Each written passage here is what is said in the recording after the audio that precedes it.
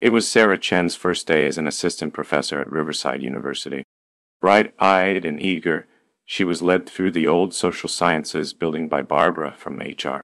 The campus was a maze of aging brick, long hallways, and the musty scent of old textbooks and coffee.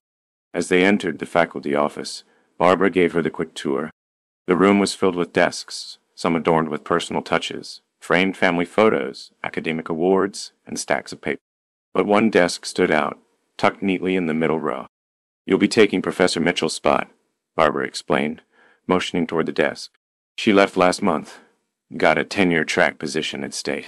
We cleared everything out except for that filing cabinet. We couldn't get it open, though. Lost the key somewhere in the shuffle." Sarah glanced at the old metal filing cabinet next to the desk. Its industrial-grade paint was chipped, and it looked like it had been there since the school was founded. The first 2 weeks went by without incident. Sarah was adjusting to her new role, teaching classes, meeting colleagues, and learning the rhythms of university life. But things began to change on the third week.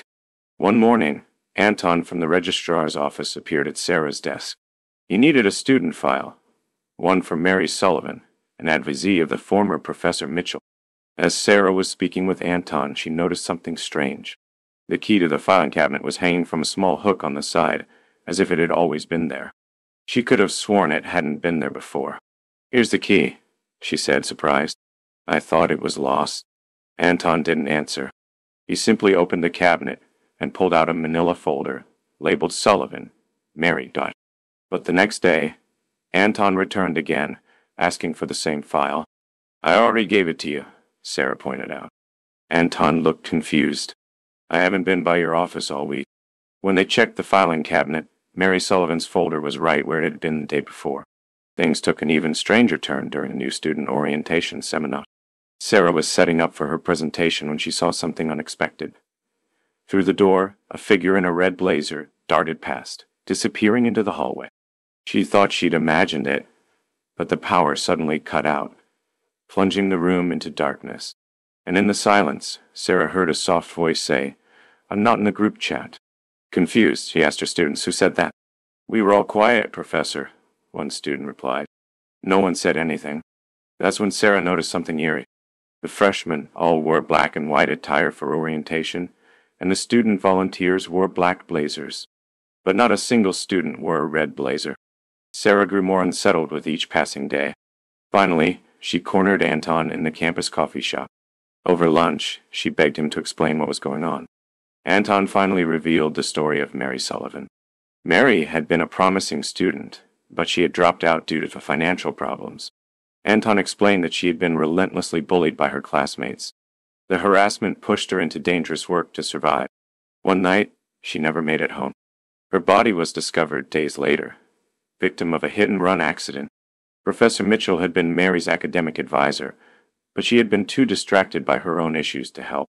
Anton's voice grew somber as he continued. "After Mary died, let's just say Professor Mitchell didn't leave for State entirely by choice. The nightmares got too bad." That night, Sarah dreamed of Mary. The ghost of the young woman appeared before her, her face twisted in anger. "Why are you telling everyone my story? What gives you the right?" The following morning, Sarah sat at her desk, the weight of the story heavy on her heart. She closed her eyes and whispered softly into the air. "Mary, I'm sorry. I never meant to disrespect your story. I just wanted to help."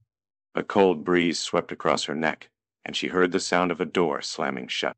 When Sarah opened her eyes, everything was back to normal. But the key to the filing cabinet was gone, and this time, it never came back. Mary's ghost never appeared to Sarah again, but her story lingered in her heart. Now, every semester, Sarah started her classes with a lecture on bullying and mental health resources. She kept a watchful eye on her students, hoping they'd never feel as alone as Mary had. And sometimes, late at night when the office was empty, Sarah swore she could hear the faint sound of metal creaking, as if the filing cabinet was quietly closing a chapter, one final piece of unfinished business.